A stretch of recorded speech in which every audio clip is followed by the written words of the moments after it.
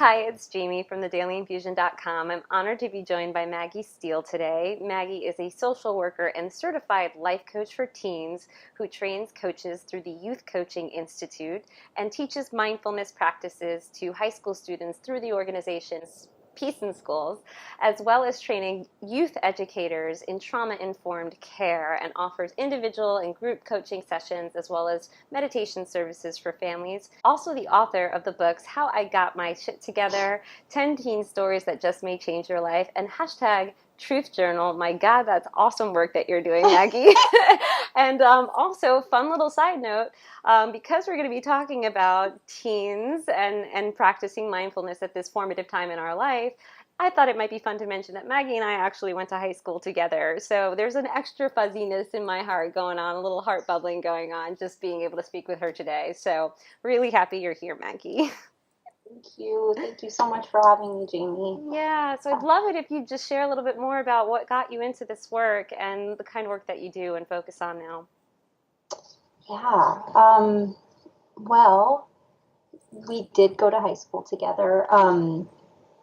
And I know we've talked before about some of the experiences we had in high school. But the reason that I am so drawn to the work that I do is because of my experience as an adolescent, but also as a child. A lot of my experiences as a child and as a teen ended up impacting me in a way that was so challenging for me to navigate as a young adult and an adolescent that I ended up coping in ways that were really harmful, and got into a place that was so toxic and painful that I thought the only way that I could move out of that space was to take my own life. So I struggled with suicide ideation on a regular basis as an adolescent and young adult. In fact, I found relief in that thought.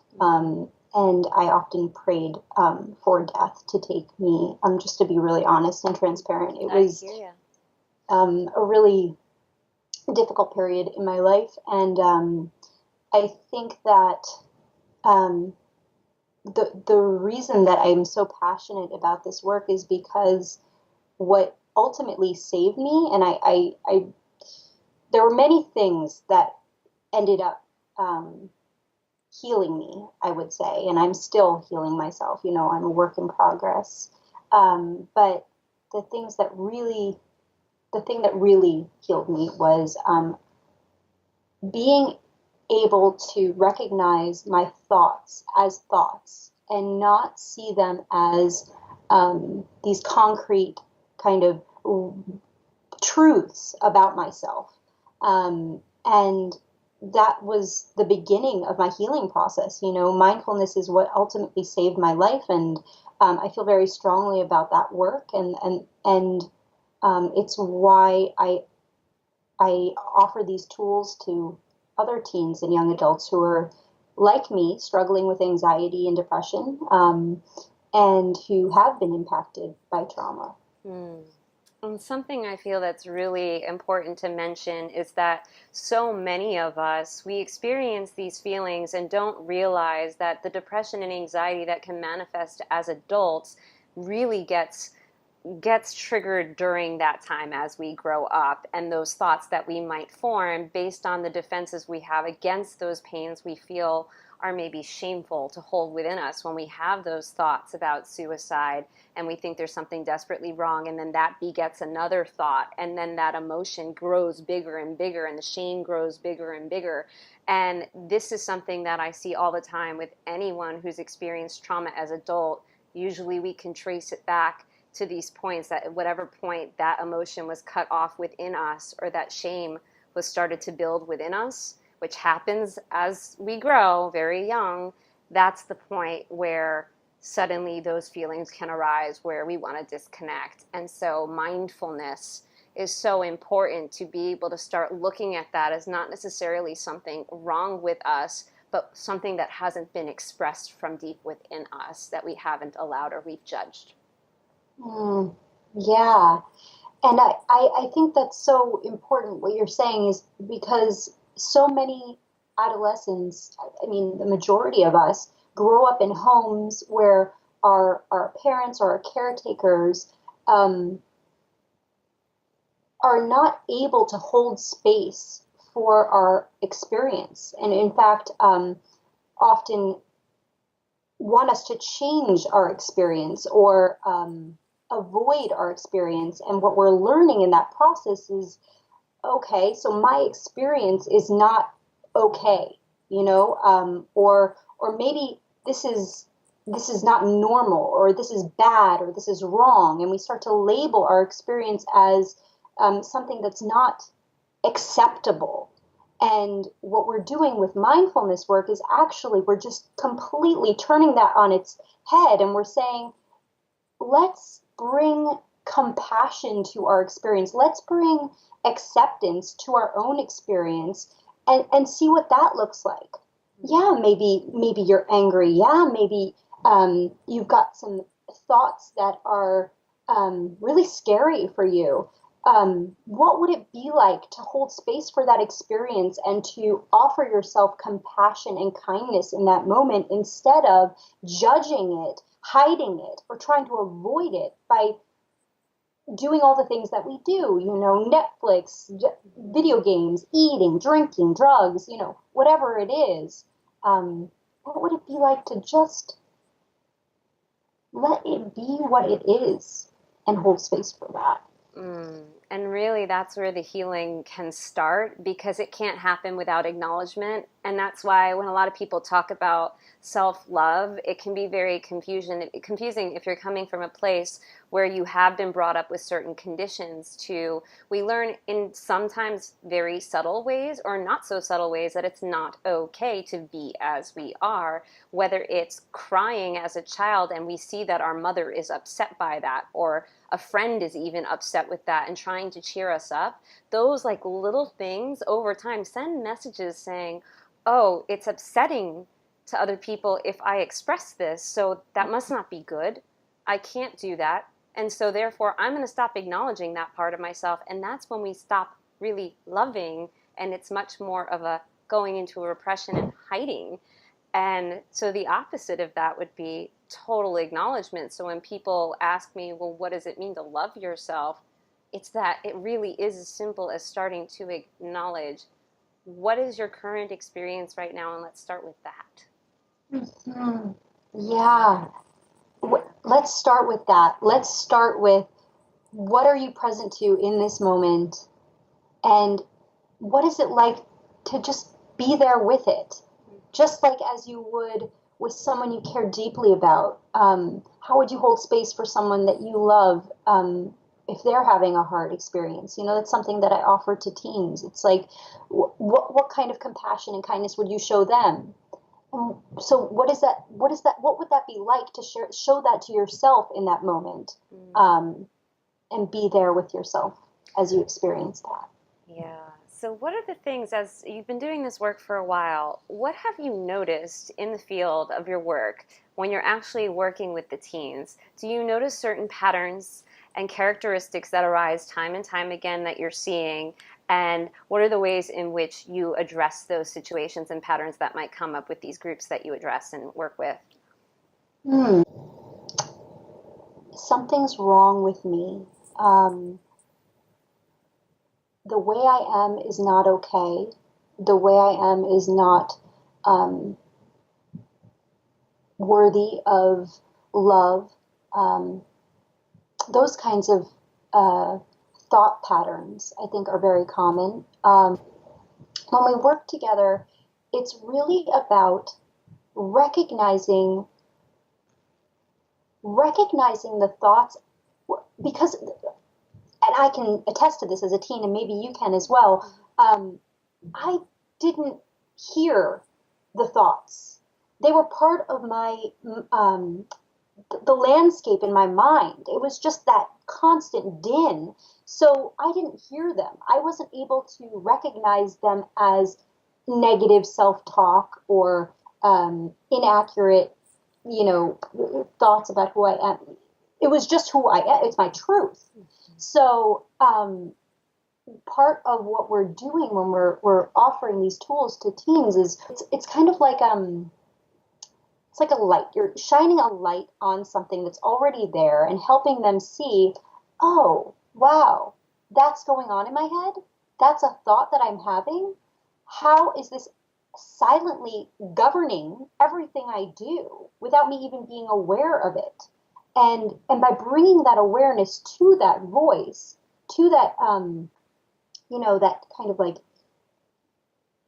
dictator that's telling you what to do and where to go and how to behave, by bringing awareness to that, that's when we can start to allow it to go, let it go, and not replace it, but cultivate some sort of loving compassion, connecting with that part of us, I'd say, that is our authentic selves, that is love, that is able to comfort us in those moments when that voice shows up. Because that voice, unfortunately, at least in my experience, is not going away. Yeah. It will show up again and again. Yeah. But how can we be with it when it show up instead of letting it govern us? Does that make sense? Totally. Well, my personal experience growing up as well, it's like the way I see it, we fear what we don't understand. And we also fear what we don't want to know as well. And so as I'm growing up, I tried to constantly understand and gain intellectual understanding of what was going on, that something didn't feel quite right in my home environment and in outside in school even, all these things, stuff didn't feel quite right, but there was this consensus that there was something that was okay with it. There was this consensus that it's like, you're the one that's too sensitive or too emotional or disconnected. And it's like, you know what? I was kind of disconnected because I was in a trauma mode without realizing I was traumatized all of that time. Like where you say that you didn't even have awareness, the separation between your thoughts and who you really were, that's a defense mechanism we develop against the traumas that slowly accumulate. And so if we're in it and we're exposed to that, and that's the only world that we know, like it's understandable that we would develop that defense, but it doesn't mean it's actually the truth, because the emotions are where the truth are, and that's where you're going to get your true strength. But all messages in this world tell us the opposite. So it's very confusing to be a highly sensitive child or teen, which we all are. We come into the world feeling it. I say that all the time. And then we learn to think it. And that's where the thoughts become the dominant thing that we listen to. But once we start taking the attention on that and we see how that affects us versus when we just feel the truth of it, we can actually start to move beyond them, and we gain power and strength over them, and we can move through experiences as they arise. And that certainly took me a really long time, because there were a lot of external influences around me, and I had my own distractions that I indulged in. And adults do this all the time. So what are the things that you do actually with the students once they become aware? We learn about this. We become aware of what these thoughts are, that maybe that's not the absolute truth. What do you do with them to engage a different way of viewing themselves and getting to that deeper core truth and authenticity that's really within them? Well, I think part of, and you just mentioned that kind of feeling of isolation that so many adolescents are experiencing, and I experienced, and it sounds like you experienced. We have to remember that that period of time is the second biggest growth spurt for the human brain, and this is where they're forming their identity, right? So as they're exploring who they are, I mean, imagine how confusing that is, to be exploring who you are and then be met with all these expectations and standards that are impossible to meet that are constantly being reinforced by your peers, by your family, by society, by the media. It can feel really isolating if what your experience is being considered abnormal, or people are labeling it in ways that are bad or wrong. Um, and that's where you do feel alone. I really think that the part of the healing work that can be done with adolescents is in group work. I truly believe that in um, offering a safe community where people can show up and voice who they authentically are and hear other people voicing who they authentically are, it normalizes whatever it is you're experiencing, even if you're not experiencing the same thing. It's saying, yes, you are okay. Whatever you are experiencing is okay. And how can we offer acceptance to ourselves and to the people in this room for their experience? How can we honor that experience? So, just kind of roundabout way to answer what you're saying, I think it comes back to creating a space in which the teen can recognize that voice, the negative self-talk, if you will, and and and bring loving acceptance to the experience. And if they can do so in a space where they're seeing other teens do that, it's that much more powerful. Yeah. Yeah, because at that point, the peer group is like the number one influence, and that's the approval that we want and seek the most. And so, I mean, and I guess that continues forever after that point for all of Mm-hmm. us. But for the most part, it's when we know that we can express the core of our identity and the feelings we're experiencing in a moment, and we see a reflection where we're not shamed and where it Mm-hmm. is okay, that makes it okay for other people to start speaking up. And then you can develop a much more intimate connection with that voice. You get comfortable with that true voice as opposed to just thinking what I should say to get this reaction from someone. And, because that's sort of what we do. We modulate our behavior. We were talking earlier about this documentary called The Mask You Live In, which is a really great documentary about just what happens as we grow and we start putting on these masks as defenses to show a certain face to the world. And then eventually it's like we become merged with this false identity. And when that mask can come off and you're still accepted, then you feel safer. And when we feel safe, transformation can occur. You get stronger. You no longer feel so ashamed. Maybe it's a little shaky at first and your voice might shake a bit when you're speaking up. But eventually, talking about feelings and sharing or showing emotion becomes, it's just you allow it instead of trying to stop it. And when we see other people doing that with us, it is that much more powerful because we all seek that connection. And humans, we long to relate. Like that's just what it is.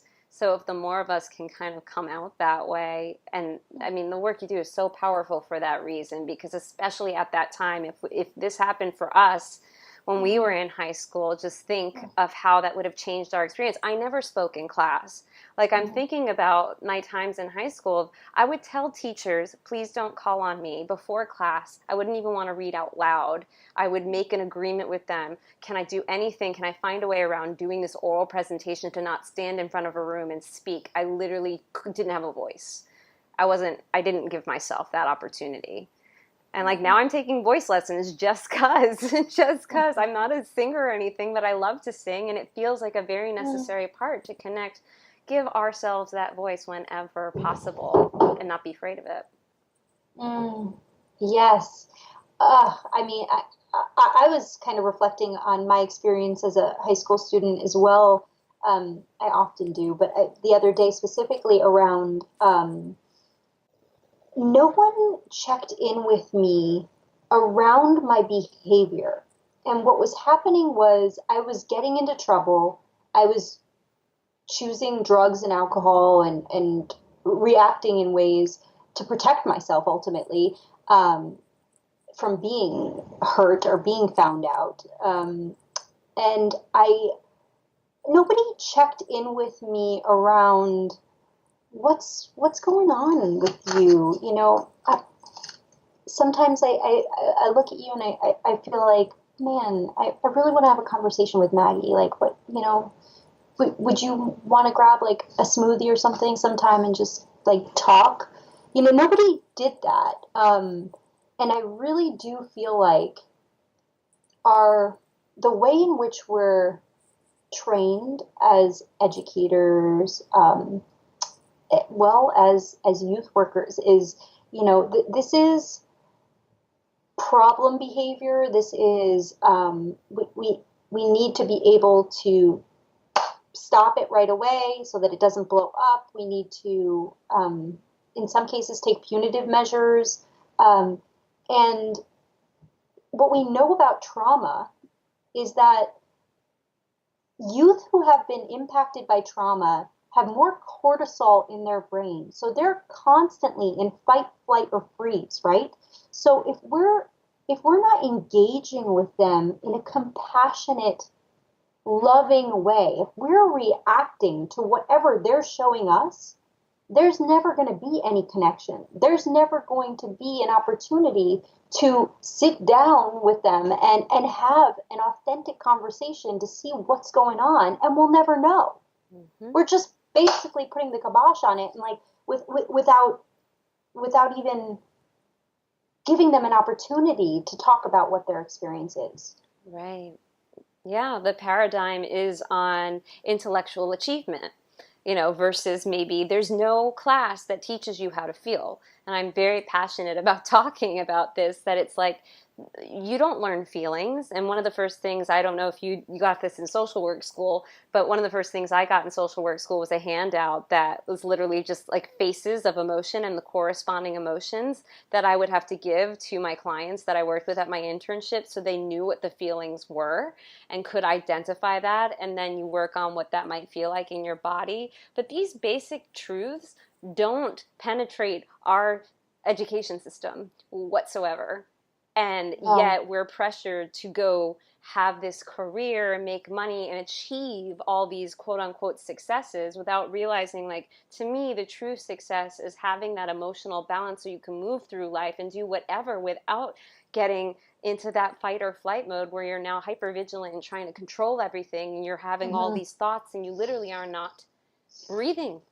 Because of the cortisol, your heart is beating, you're not getting the amount of air into your body, and then your body gets affected. It's like this whole cascade of things that can happen because of the paradigm that our education system, well, one of the main reasons the education system is still kind of geared, especially the school we went to, very geared on getting into really good colleges, and it's a college prep school.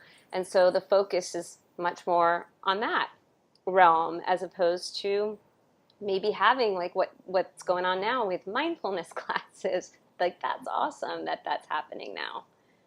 Yeah, and what we're seeing is the transition between classes, the transition between I guess between classes.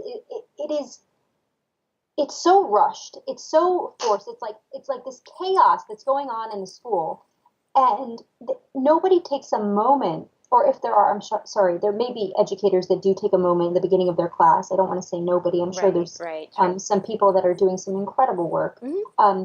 But oftentimes there's no pause in between classes, just to kind of settle the energy, notice whatever there is to notice in that moment, take maybe 2 deep breaths, and whatever feels good for you in that moment. In Peace in Schools, we start our class with it's called a mindful minute, but it's about 3 minutes long, and you come in, you can lie down, you can sit up, you can really do whatever you want to do to settle the energy and take some time to notice whatever it is you're experiencing in that moment. It's really valuable. And I think, especially for teens who have been impacted by trauma or are currently impacted by trauma, it's critical in order for them to be able to focus, for them to be able to learn. Because when they're in fight, flight, freeze, we're asking a lot of them to be able to focus and pay attention and do all the things that we want them to do in these classes, with what's going on in their brain in that moment, in their body in that moment. Yeah, that connecting with your body is so vital. Just because I just think about like everyday life as we go to jobs and people go to work or they're in traffic or whatever it is, trying to get from one place to the other. It's the same thing as adults.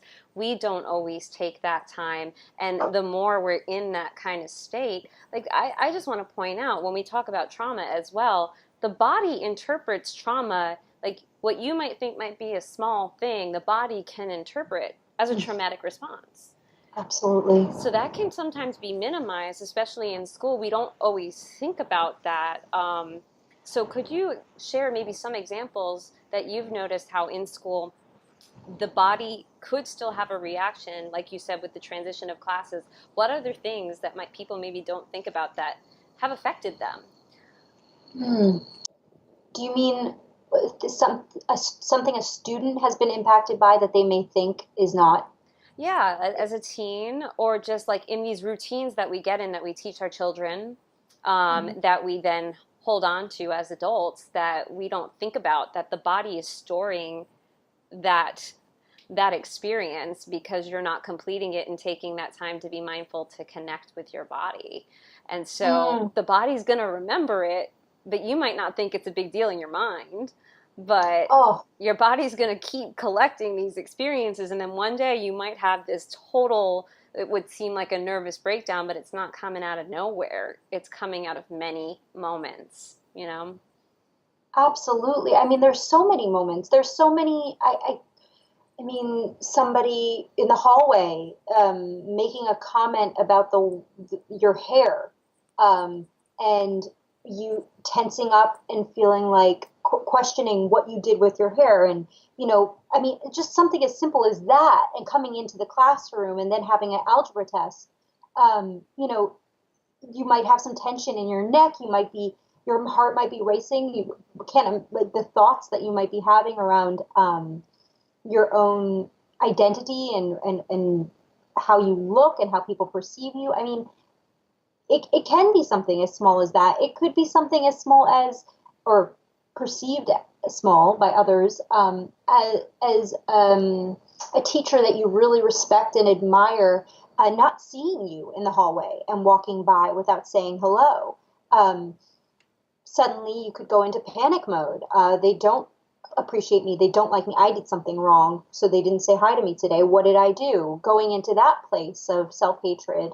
We're constantly, as adults as well, we're navigating the world through these different lenses, these different perspectives, and I always joke. Sometimes I struggle with anxiety, and I go into a coffee shop, and I'll be like, I'll notice the anxiety right before I order something, and I'm like, it's always so funny. So I connect with the ground beneath me, and I'm like, take a few breaths, and then I order my coffee. But I always think it's so funny that, like, the person behind the counter, it, they may not even have any kind of, like, it, don't even know what I'm wearing, have nothing, I no idea who I am. Like, they're like, yeah, next, next. They're not even paying attention, and I'm having this total, like, Yeah. meltdown. Yeah.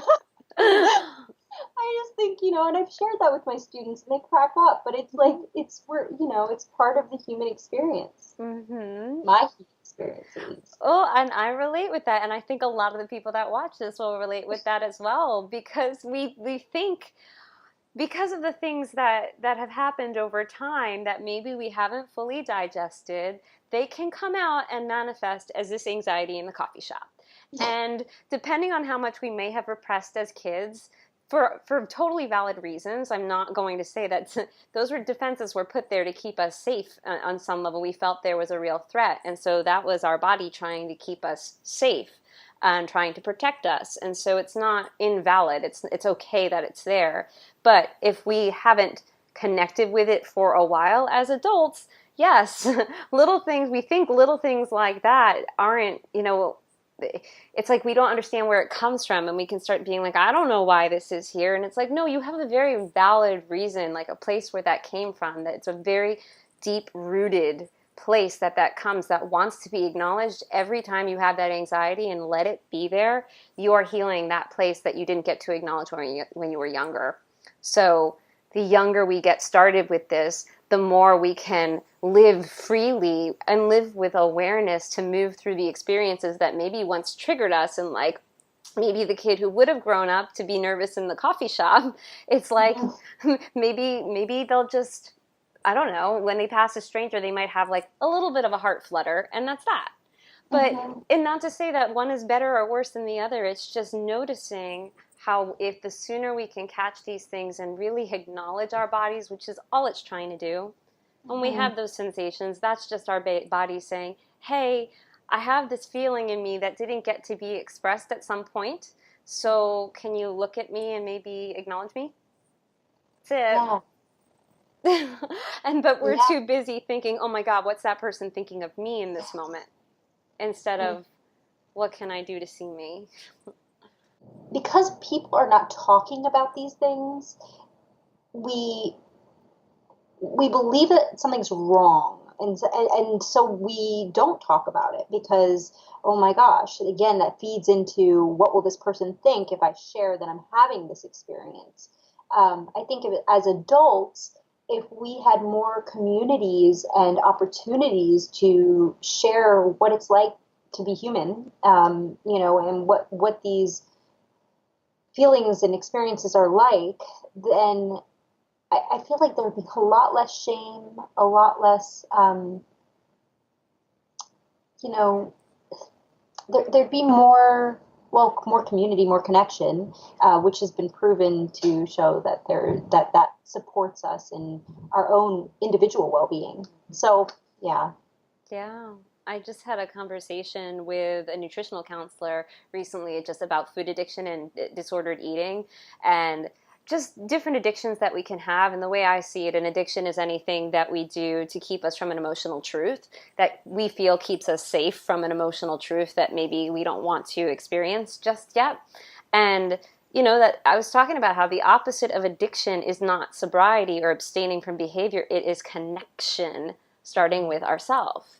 And then when we get that emotional honesty down, then we feel a little bit safer to start expressing with others. And when that happens, there's a magic. It's why I love talking with people and sharing stories, because this is where being a human really gets worked out, and we can free ourselves of that shame, and to be willing to stand up. And the more examples we see of people doing that, the safer we feel. Absolutely. Yeah.